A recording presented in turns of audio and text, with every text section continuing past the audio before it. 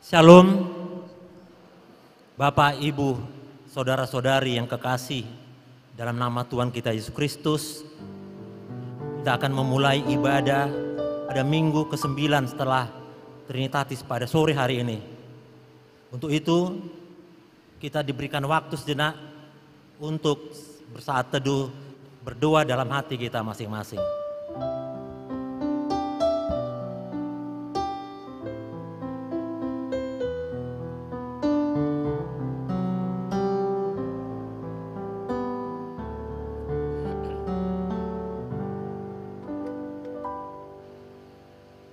Kita bernyanyi dari Kidung Jemaat nomor 370 ayat 1 sampai dengan ayat 2, Ku mau berjalan dengan juru selamatku.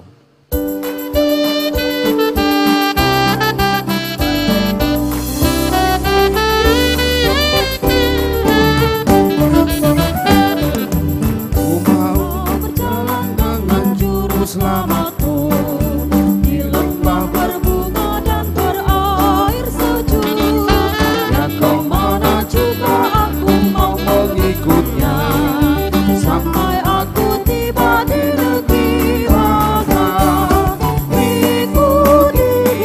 Ikut Tuhan Yesus, ku tetap mendengar dan mengikutnya.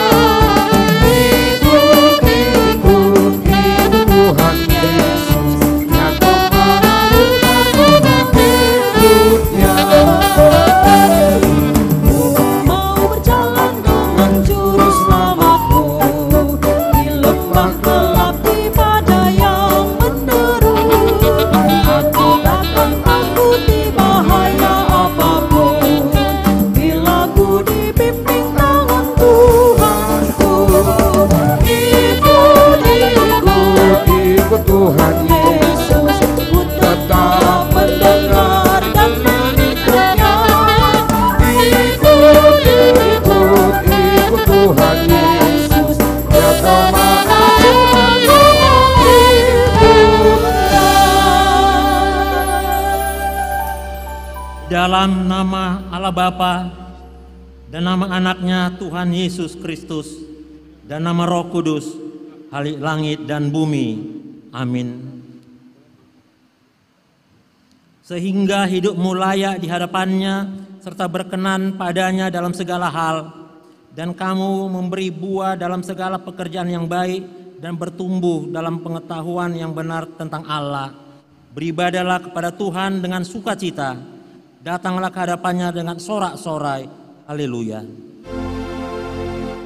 Haleluya,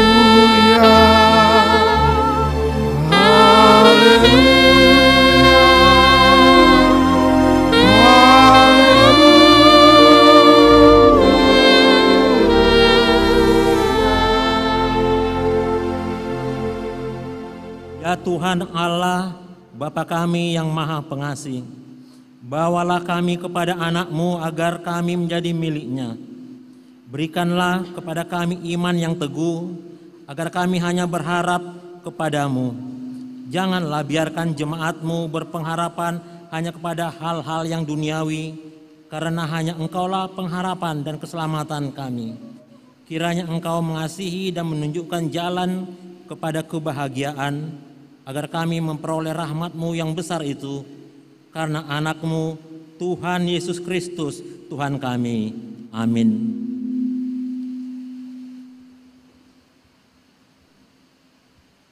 Mari kita bernyanyi dari Kidung Jemaat nomor 439 ayat 1 sampai dengan ayat 2, Bila topan keras melanda hidupmu.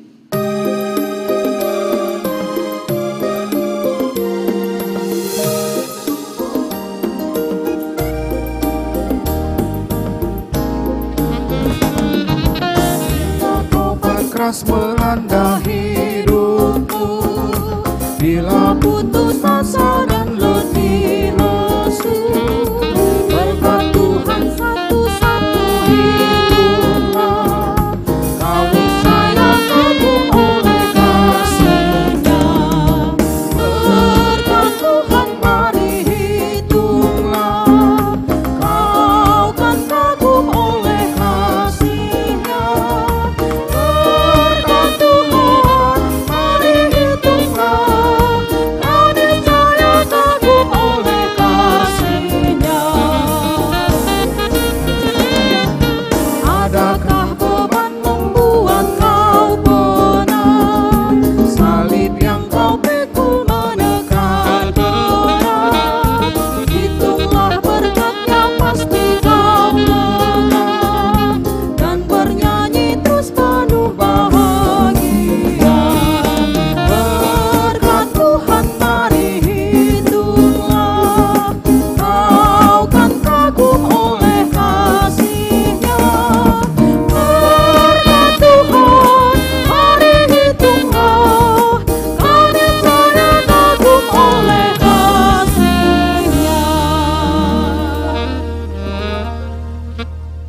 Marilah kita mendengar firman Tuhan sebagai pendahuluan khotbah pada minggu ke-9 setelah Trinitatis pada sore hari ini, yang tertulis dalam kitab Mazmur pasal yang ke-82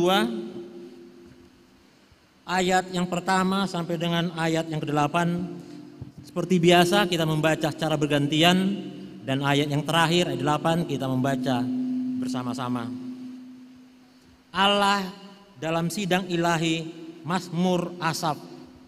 Allah berdiri dalam sidang ilahi, di antara para Allah ia menghakimi. Berapa lama lagi kamu menghakimi dengan lalim dan memihak kepada orang fasik? Selah. Berilah keadilan kepada orang yang lemah dan kepada anak yatim. Belalah hak orang sengsara dan orang yang kekurangan. Luputkanlah orang yang lemah dan yang miskin. Lepaskanlah mereka dari tangan orang fasik. Mereka tidak tahu dan tidak mengerti apa-apa. Dalam kegelapan mereka berjalan, goyanglah segala dasar bumi. Aku sendiri telah berfirman, kamu adalah Allah dan anak-anak yang maha tinggi kamu sekalian. Namun seperti manusia kamu akan mati, dan seperti salah seorang pembesar kamu akan tewas. Ayat 8 kita baca bersama. Bangunlah ya Allah, hakimilah bumi, sebab Engkaulah yang memiliki segala bangsa. Demikian pembacaan firman Tuhan. Berbahagialah setiap orang yang mendengar firman Allah, yang menghayati serta mengamalkannya. Amin. Mari kita bernyanyi dari pelengkap Kidung Jemaat nomor 201 ayat 1 dan 2, Sering Kutanya Pada Diriku.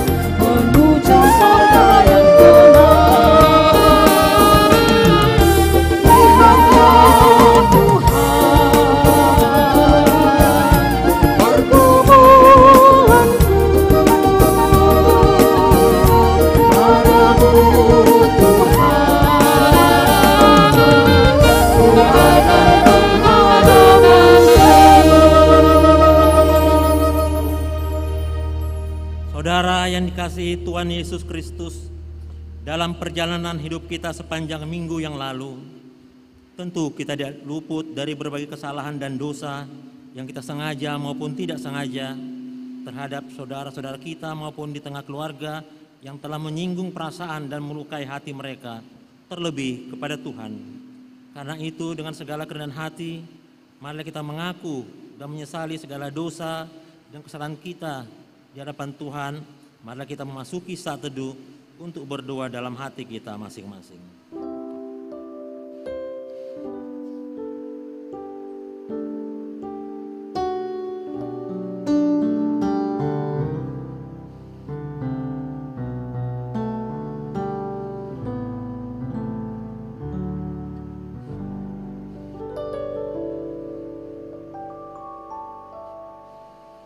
Mari kita berdoa, mohon pengampunan dosa. Bapa kami yang di sorga, yang maha kuasa dan pengasih, Engkau tidak berkenan melihat kematian orang fasik, tetapi Engkau berkenan kepada pertobatannya agar ia hidup. Oleh karena itu, kami datang kepadamu meminta keampunan dosa kami, dan berilah kami kekuatan untuk melawan segala kejahatan, serta bimbinglah kami di jalan-Mu yang benar, sehingga kami hidup di dalam kasih Yesus Kristus, Tuhan kami. Amin. Janji Tuhan tentang pengampunan dosa. Karena semua orang telah berbuat dosa dan telah kehilangan kemuliaan Allah, dan oleh kasih karunia telah dibenarkan dengan cuma-cuma karena penebusan dalam Kristus Yesus. Kristus Yesus telah ditentukan Allah menjadi jalan pendamaian karena iman dalam darah-Nya. Segala kemuliaan bagi Allah di tempat yang maha tinggi. Amin.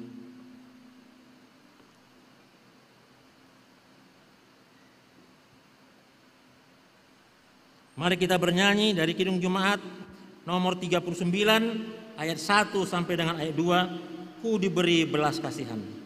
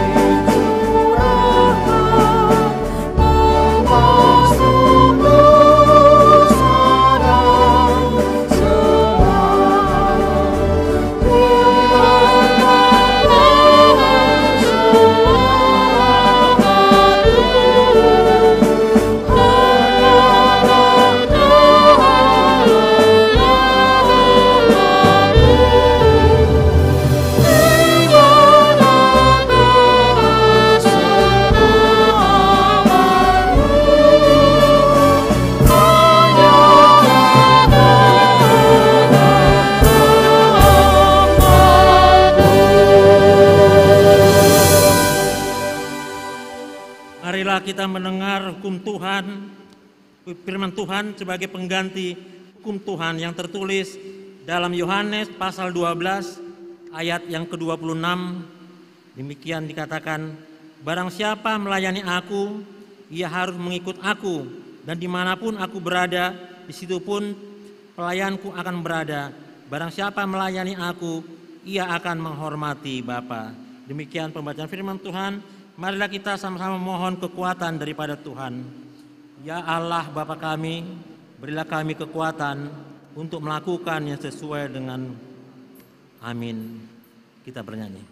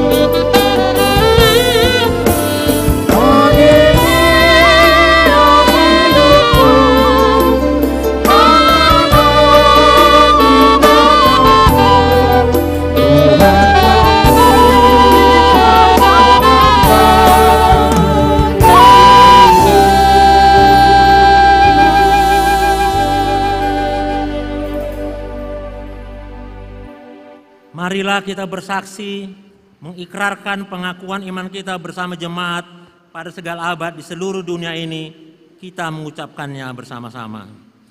Aku percaya kepada Allah Bapa yang Maha Kuasa, Khalik langit dan bumi.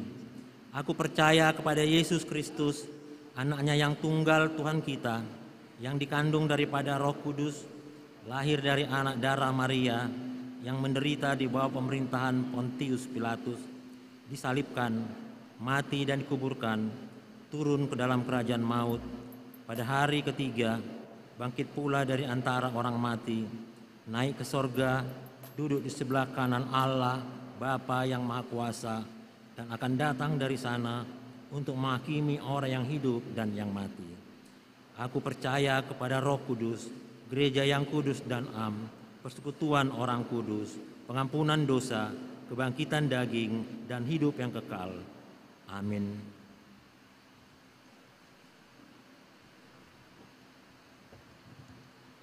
Untuk mempersiapkan menyambut sabda Tuhan, mari kita bernyanyi dari Kidung Jemaat nomor 376 ayat 1 sampai dengan ayat 3, ikut di Kau saja Tuhan.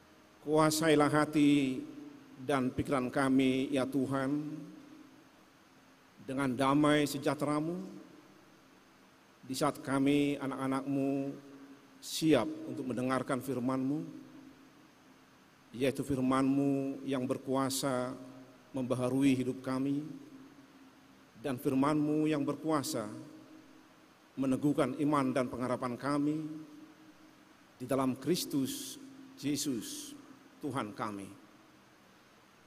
Amin.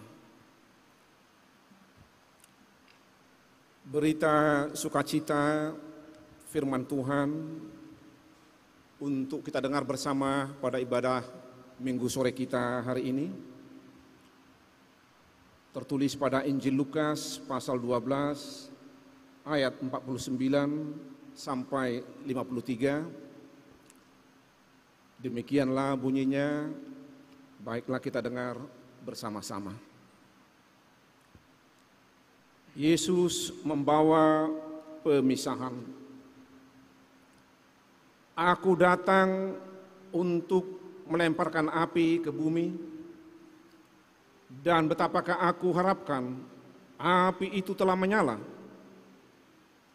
Aku harus menerima baptisan, dan betapakah susahnya hatiku sebelum hal itu berlangsung.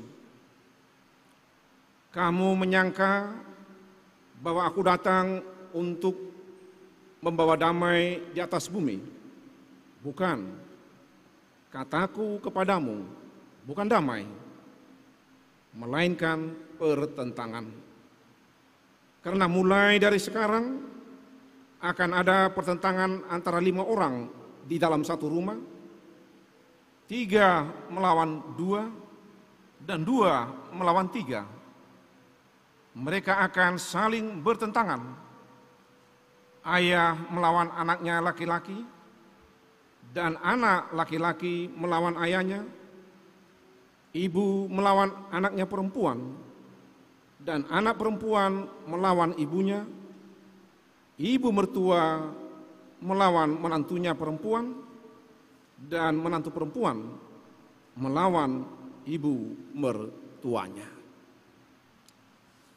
Demikian jemaat Kristus yang terkasih, firman Tuhan yang sama-sama kita dengar tertulis di Lukas 12 ayat 49 sampai ayat 53. Jemaat Kristus yang terkasih, di Alkitab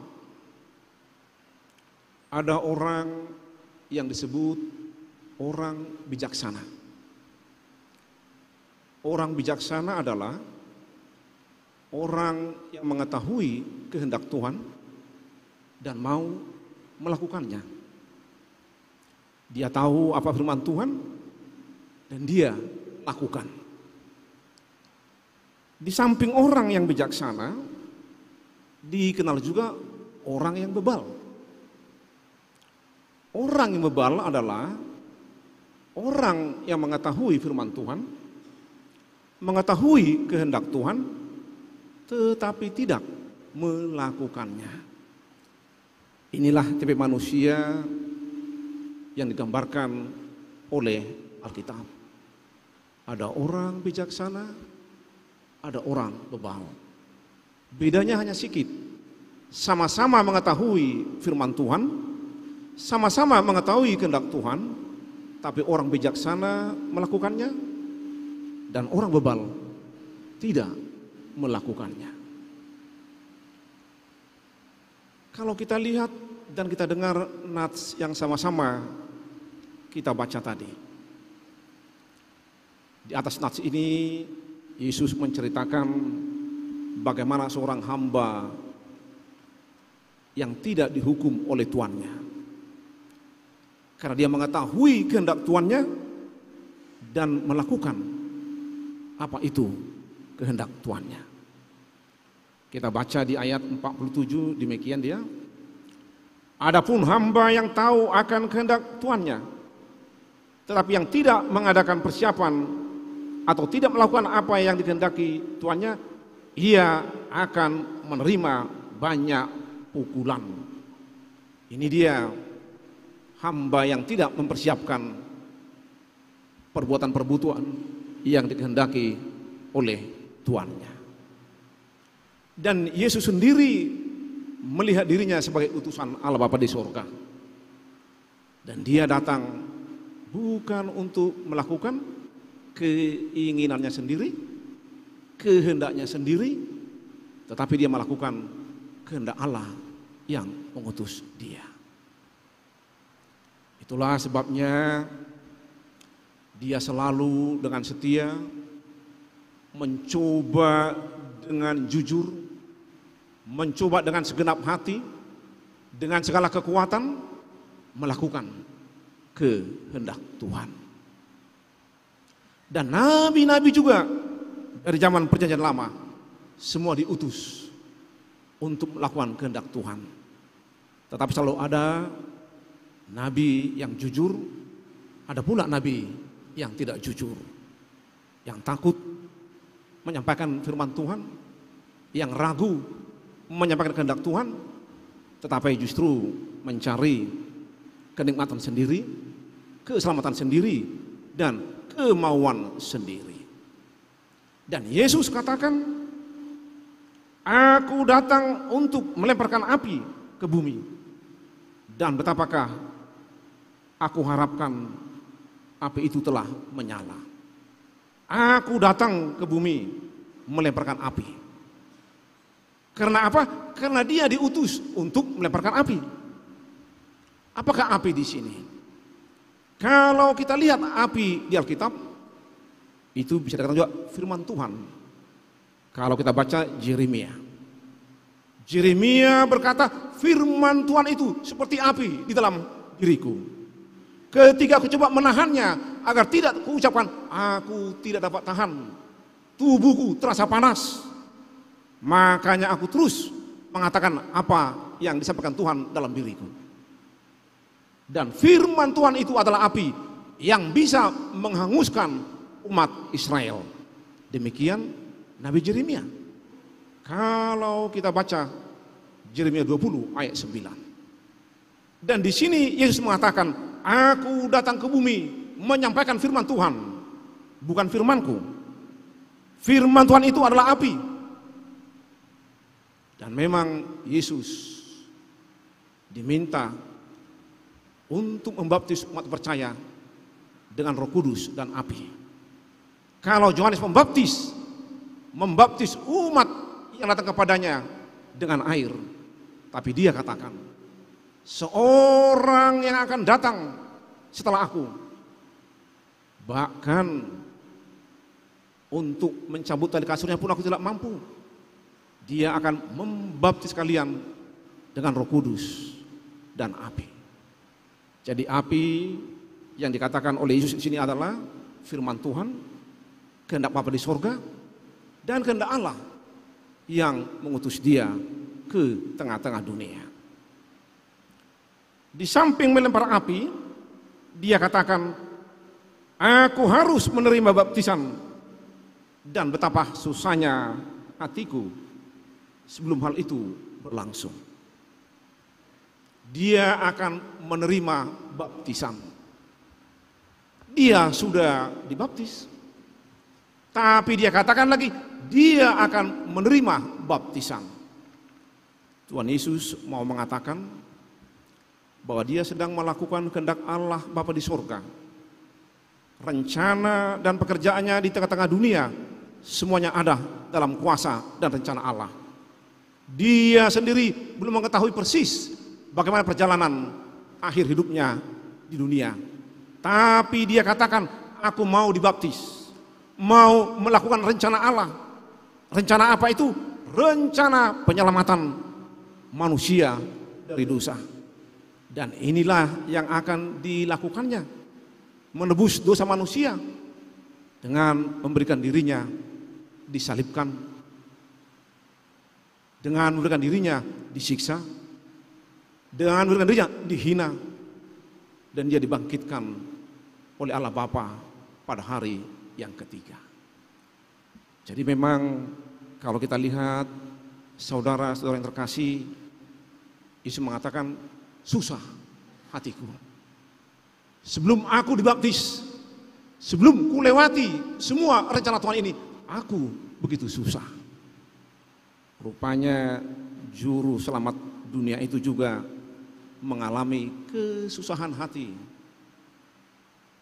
kepahitan perasaan, keengganan kemauan ketika melakukan kehendak Bapa di sorga, suatu hal yang belum tentu cocok dengan keinginan manusia atau keinginan kita masing-masing. Dan Yesus dengan jujur, betapa susah hatiku sebelum ini terjadi. Sehingga dia katakan, jangan kamu pikir aku datang membawa damai. Bukan. Aku datang membawa pertentangan. Anak akan menentang orang tuanya. Yang 5, 2 menentang yang 3, 3 menentang yang 2. Anak menentang orang tua. Rupanya penyampaian berita keselamatan itu pada awalnya di zaman Yesus, tidak satu rumah menerima semua. Ada yang menerima, ada yang menolak, ada yang merendahkan, bahkan banyak yang mencibir dia dan bersorak-sorak menyalibkan dia. Sehingga memang harus kita terima firman keselamatan yang dibawa oleh Yesus ke tengah-tengah dunia ini, membawa damai bila itu diterima. Tetapi akan membawa pertentangan di tengah kelompok, di tengah keluarga, bila ada yang menerima dan ada yang menentang. Sama seperti pada awalnya, banyak keluarga yang bertentangan, dan sekarang juga masih seperti itu di tengah-tengah dunia ini. Ada yang menentang, ada yang setuju, ada yang tidak. Sampai sekarang orang begitu enggan melihat tanda salib. Orang begitu tidak suka melihat gereja bersalib, karena mereka pikir ini apa-apaan ini. Orang disalibkan kok dipuji-puji. Kebodohan bagi mereka. Tapi bagi orang yang percaya, disinilah penebusan anak manusia mati di kayu salib untuk menebus dosa-dosa kita. Bapak Ibu yang terkasih,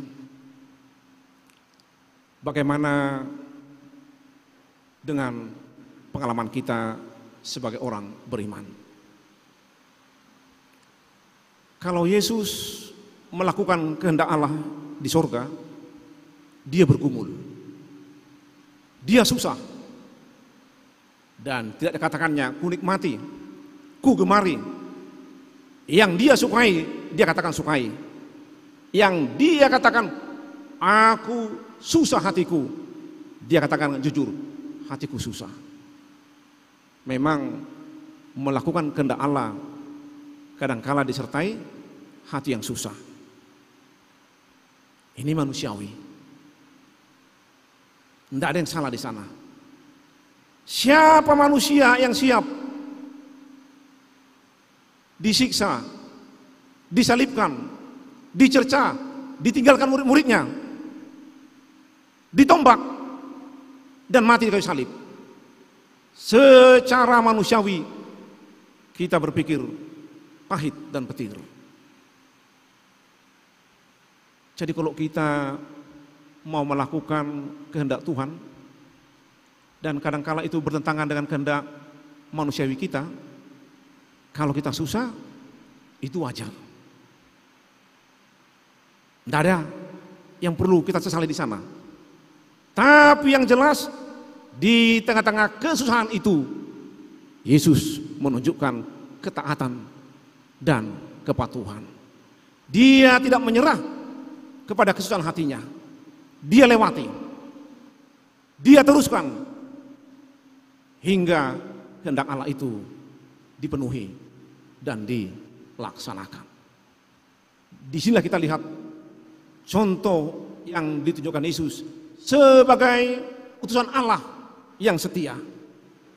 Sama dengan topik minggu kita hari ini, bagaimana kita menjadi hamba yang setia, yang total setia kepada Allah. Kadangkala kita melewati kesusahan hati, keengganan untuk bertindak, tapi pada akhirnya kita taat untuk melakukan kehendak Tuhan. Kita tidak menyerah kepada kesusahan itu. Oleh sebab itu, umat Kristus yang terkasih, alangkah baik juga kita renungkan mengenai perihal murid Yesus, Judas Iskariot. Karena Judas Iskariot ini kalau kita teliti latar belakangnya, dia ini dari keluarga yang berpendidikan, keluarga yang kaya. Tapi itulah Yesus, ada penjala ikan, ada pemungut cukai, ada orang yang katakanlah sedikit-sedikit dekat teroris, orang jelot, ada orang yang berpendidikan, digabung, dibina menjadi murid-muridnya, termasuk Judas Iskariot. Sudah terbiasa mungkin hidup dia lebih mapan dan menyenangkan dengan murid-murid yang lain. Sehingga sewaktu bahwa Yesus berjalan melayani dari satu kota ke kota lain, makan dengan mengandalkan keramahan orang-orang yang dikunjungi, dia melihat sesuatu yang kurang. Sehingga hanya dengan karena kebutuhan uang yang diberi oleh orang-orang Farisi, dia tegar mengkhianati gurunya sendiri, yaitu Yesus. Dia tidak mampu mengikut Yesus dengan penuh pergumulan dan kesusahan sampai pada akhirnya. Tapi hanya karena susah sedikit, kurang sedikit, akhirnya dia tegar mengkhianati gurunya sendiri, yaitu Yesus. Disinilah kita lihat Bapak Ibu, kalau orang-orang tidak berhasil melewati kesusahan hatinya dalam melakukan kehendak Tuhan di dalam hidupnya. Ini perlu kita renungkan. Apalagi di zaman sekarang, tentu banyak kesusahan. Kalau ditanya kepada kita, pribadi lepas pribadi, apakah kesusahanmu ibu mungkin akan mudah kita utarakan dan akan saling berbeda. Tapi bagaimanakah kita di tengah kesusahan ini tetap setia kepada Tuhan, tetap mengikut Tuhan, tetap menaati Tuhan, tanpa pernah meninggalkan Tuhan. Inilah arti kerendahan hati yang ditunjukkan oleh Yesus. Dia anak Allah yang datang dari surga, diminta oleh Bapa di surga memberikan dirinya sebagai suatu baptisan, yaitu disalibkan dan dimatikan. Dia rela. Dia yang turun dari surga, mau diutus ke tengah-tengah dunia, lahir di kandang domba. Coba kita lihat Bapak Ibu, kerendahan hati itu. Banyak kadangkala yang gak bisa kita ikuti adalah apa yang dilakukan Yesus. Banyak kami pendeta melayani pekerjaan Yesus, berbuat apa yang dibuat Yesus. Tetapi kadangkala kami tidak meniru bagaimana Yesus merendahkan hatinya dan merendahkan dirinya. Kami memberitakan firman, tapi kadang-kadang dengan gaya yang sedikit sombong. Kami melayani, tapi dengan gaya yang sedikit congkak. Kalau Yesus, dia beritakan firman Tuhan, dan dia sanggup merendahkan hatinya dan merendahkan dirinya. Lahir di kandang domba, bekerja sebagai tukang kayu, dan melayani, mengunjungi rumah ke rumah di Galilea dan Judea. Anak Allah yang datang dari surga. Kerendahan hati dan ketulusan hati, inilah pintu menjadi hamba Tuhan yang setia. Pernah seorang wartawan bertanya kepada Paus Katolik yang ada di Roma, Paus sekarang. Dalam wawancara dia ditanya, dan wawancara ini muat di media sosial. Bapak Paus katanya, apakah arti kerendahan hati bagi Bapak? Dan Paus menjawab, kita diminta untuk rendah hati oleh Alkitab dan oleh Tuhan, karena di tengah-tengah dunia ini banyak penghinaan, banyak perendahan. Kita harus sanggup menghadapi begitu banyak penghinaan kepada kita. Dan jangan membalas penghinaan dan penghinaan. Dan jangan membalas kejahatan dengan kejahatan. Tetapi doakanlah orang-orang yang menghinamu dan merendahkan engkau. Kalau tidak banyak penghinaan di dunia ini, enggak perlu kerendahan hati, kata dia. Tapi justru di tengah-tengah dunia ini begitu banyak orang-orang yang akan merendahkan kita, menghina kita, mencercah kita sebagai pengikut Kristus. Dan kita perlu untuk rendah hati menghadapinya. Kerendahan hati adalah kesiapan untuk dihina, kesiapan untuk dicerca, kesiapan kadangkala untuk tidak dimengerti, kesiapan kadangkala untuk diasingkan, dan kesiapan untuk melewati kesusahan dalam rangka melakukan kehendak Tuhan. Kesiapan untuk rela melewati kesusahan dalam rangka melakukan kehendak Tuhan. Saya tidak tahu dengan pasti apakah ada kita yang hadir di sini pernah membaca berita di koran atau media sosial sesuatu peristiwa yang terjadi sekitar 2-3 tahun yang lalu di Deli Serdang. Ceritanya seperti ini. Ada seorang bapak dan ibu dan anaknya dibunuh dan semuanya meninggal dan dibuang ke sungai. Mayatnya justru ditemukan polisi sampai ke pantai Selat Malaka. Karena mayat orang tua ini dan anaknya dibunuh. Polisi mencari pelakunya dan tertangkap. Dan setelah ditangkap, diinterogasi dan ditanya. Polisi bertanya kepada pelakunya ini, mengapa kamu tega membunuh mereka ini satu keluarga, suami, istri, dan anak-anaknya? Apa penyebabnya? 3 orang pelaku ini mengatakan, rumah kami tetangga dan saling berhadapan, tetapi mereka jarang tertawa kepada kami.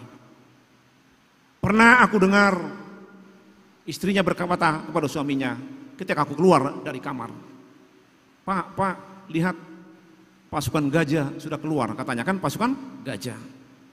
Rupanya ibu ini mengatakan pasukan gajah karena pemuda ini gemuk dan besar badannya.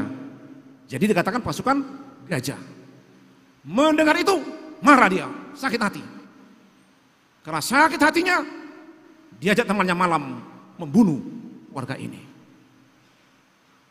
Yang mau saya katakan Bapak Ibu, inilah refleksi orang-orang yang tidak tahan dihina, yang tidak tahan dicerca. Akhirnya muncul keganasan, kemauan untuk membinasakan orang yang menghina. Sehingga Tuhan katakan, rendahkanlah hatimu untuk melakukan kehendak Tuhan. Kita tirulah dia yang mampu mengatakan kepada orang-orang yang menyalibkan dia dan menyiksa dia, iya Bapa, ampunilah mereka, karena mereka tidak mengetahui apa yang mereka perbuat. Inilah kekuatan anak Allah yang dengan setia mengikuti kehendak Allah Bapa di surga, mampu dihina dan mampu mengampuni. Bapak Ibu yang terkasih, tentu kita tidak usah perlu ditanya berapa kali pernah dihina atau dicerca orang. Itu sering terjadi dalam kehidupan sehari-hari. Tapi firman Tuhan mengajak kita pada saat ini, mari kita menjadi hambanya yang setia, melakukan kehendak Tuhan. Kadangkala tidak cocok dengan perasaan kita, dengan kemauan kita, tetapi Tuhan mau itu lakukan. Kalau kita bergeming, kalau kita susah, kalau kita takut, itu gejala-gejala manusiawi. Tetapi yang jelas, kita tidak pernah menyingkir untuk melakukan kehendak Tuhan karena susah. Kita tidak pernah berhenti melakukan kemauan Tuhan hanya karena sulit. Karena di tengah-tengah kesusahan dan kesulitan, Tuhan akan memampukan kita, menyertai kita, karena firman-Nya adalah api. Api yang membinasakan orang-orang yang tidak taat kepadanya. Bersukacitalah kita, gembiralah kita, karena Tuhan memanggil kita menjadi hambanya, dan Tuhan terus menguatkan kita, mendampingi kita di setiap pergumulan hidup yang kita miliki. Amin, kita berdoa. Terpujilah nama-Mu ya Tuhan, yang telah memanggil kami menjadi hamba-Mu, agar kami setia, meskipun kadangkala ya Tuhan, kehendak-Mu sulit kami lakukan, firman-Mu kadangkala tidak nyaman kami lakukan, tetapi bila kami melakukannya, Tuhan memampukan kami, dan Tuhan memberi kami kekuatan, semuanya untuk kebaikan kami dan ketaatan kami kepada Tuhan yang telah memanggil kami. Terima kasih Bapa, bila Engkau terus dengan setia, tidak pernah meninggalkan kami, tetapi terus Tuhan menuntun kami sebagai umat yang lemah, yang kadang-kadang bimbang, kadang-kadang ragu, tetapi Tuhan Roh Kudus-Mu selalu terus mengingatkan kami agar kami setia kepadamu. Kami serahkan Bapa hidup kami kepadamu, karena Engkau yang telah menebus kami dan memiliki kami. Dalam Kristus Yesus, dengarlah doa dan penyerahan kami. Amin.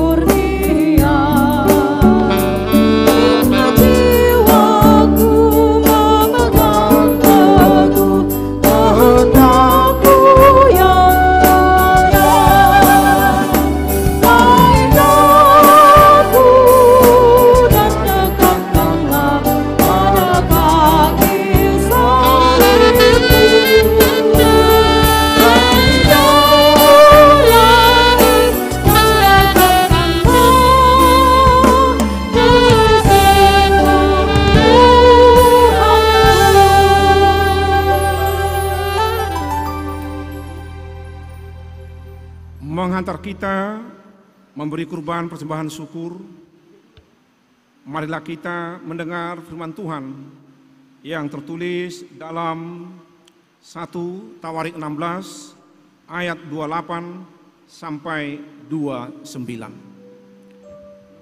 Kepada Tuhan, hai suku-suku bangsa, kepada Tuhan sajalah kemuliaan dan kekuatan. Berilah kepada Tuhan kemuliaan namanya. Bawalah persembahan dan masuklah menghadap Dia. Sujudlah menyembah kepada Tuhan dengan berhiaskan kekudusan.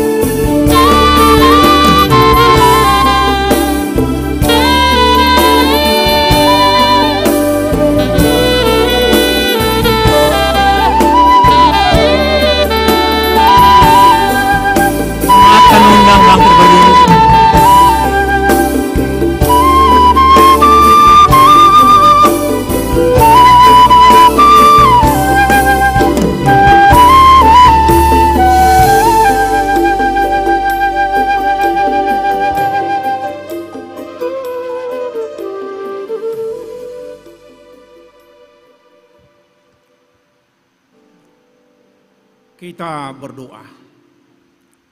Ya Allah, Bapa kami yang di surga, kami mengaku dengan setulus hati, Engkaulah sumber segala berkat dan karunia. Di sini kami memberikan persembahan syukur kami kepadamu. Terimalah persembahan umat-Mu dan berkatilah menjadi alat kesaksian, persekutuan, dan pelayanan jemaat-Mu ini. Jadikanlah hidup kami persembahan yang berkenan kepadamu, dan pakailah hidup kami untuk turut menghadirkan tanda-tanda kerajaan-Mu di seluruh dunia ini, kasih, keadilan, dan damai sejahtera dan sukacita. Bukalah hati kami oleh Roh Kudus-Mu, agar kami senantiasa mengucapkan syukur kepadamu di dalam nama Yesus Kristus, Tuhan kami. Amin. Bawa persembahan dalam rumah Tuhan, dengan dalam hatimu janganlah jenuh. Bawa persembahanmu, bawa dengan suka, bawa persembahanmu dan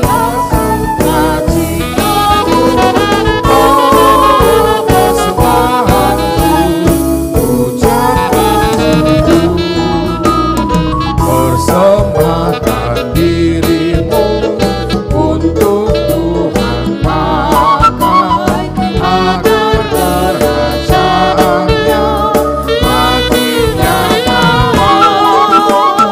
damai dan sejahtera diberikan Tuhan. Bawa persembahanmu dan kasih hati kami, bawa persembahanmu, ucaplah syukur.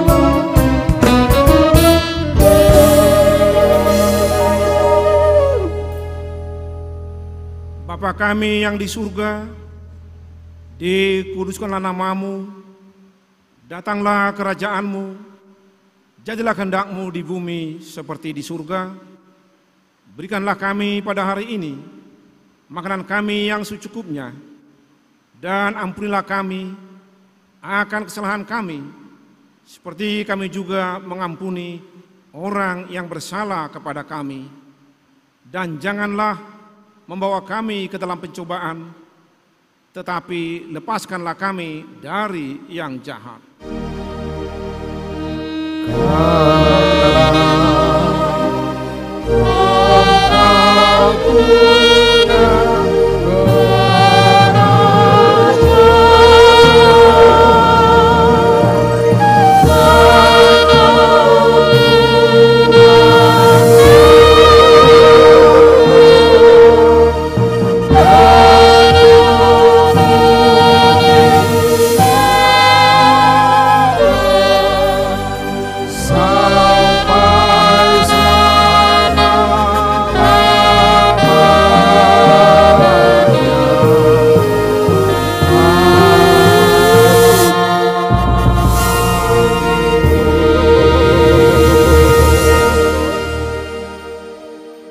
Terimalah berkat dari Tuhan kita. Tuhan memberkati engkau dan melindungi engkau. Tuhan menyinari engkau dengan wajah-Nya dan memberi engkau kasih karunia. Tuhan menghadapkan wajah-Nya kepadamu dan memberi engkau damai sejahtera